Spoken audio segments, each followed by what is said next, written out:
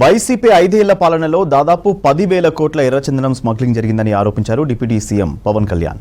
శేషాచల అడవుల్లో భారీ ఎర్రచందనం వృక్షాలు కనిపించకుండా పోయాయన్నారు.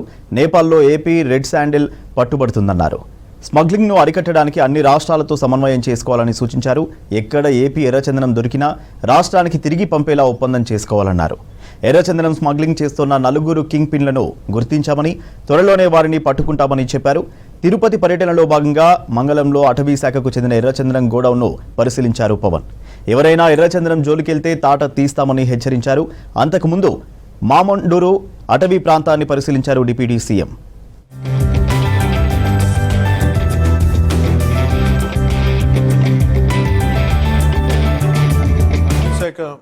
బాధ్యతలు తీసుకున్నాక, పర్యావరణ బాధ్యతలు తీసుకున్నాక ముందుగా రెడ్ శాండర్స్ ఎర్రచందనం స్మగ్లింగ్ ఒకటి ఇది నా దృష్టిలో ఉంది. గత 14 నుంచి 19 వరకు ఒక విధానంలో ఉంటే 19 నుంచి 24 వరకు చాలా విపరీతంగా ఎర్రచందనం స్మగ్లింగ్ జరిగింది.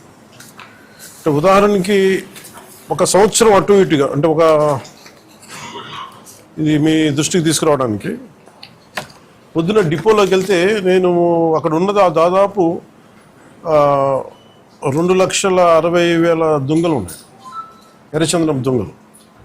అంటే కనీసం 2 దుంగలైనా కలిపి ఒక చెట్టు అనుకుంటే ఈ 5-6 సంవత్సరాల్లో 1,30,000 ఎర్రచందనం చెట్లు అడ్డగోలుగా నరికేశారు.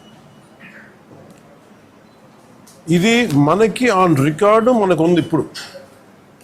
సో నేను మిగతా అధికారులందరితో మాట్లాడుతున్నప్పుడు దీని విలువ ఎంత ఉండొచ్చు అంటే, యాజ్ ఆన్ నౌ మార్కెట్లో ఇప్పుడున్న 40 లక్షల టన్ను అనుకుంటే, మెట్రిక్ టన్ను అనుకుంటే దాదాపు 2,000 కోట్ల నుంచి 5,000 కోట్లు ఇప్పుడు మనకు ఉన్నది.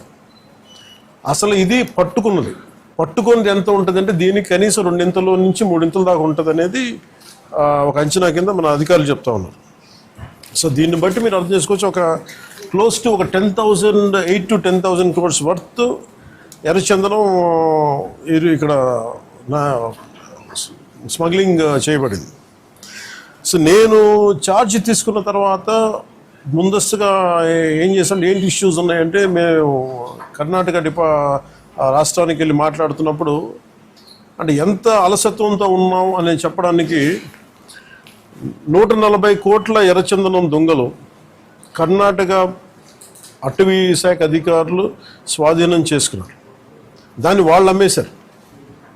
అది నేను కుంకి ఏనుగుల కోసం వెళ్ళి వాళ్ళతో ఇంటరాక్షన్లో వాళ్ళు థ్యాంక్స్ చెప్తున్నాను, మీకు థ్యాంక్స్ చెప్పాలి, మాకు మీ వల్ల మాకు 140 కోట్లు మా అటవీ శాఖకి వచ్చినాయి అని. ఏంటి వచ్చినాయి అంటే, మీరు కొట్టేసిన ఎర్రచందనం, మీ స్మగ్లర్లు కొట్టేసిన ఎర్రచందనం దొంగలు మేము ఇక్కడ పట్టుకుని దాన్ని వేలం పాటలు అమ్మేసి మాకు 140 కోట్లు వచ్చిందని.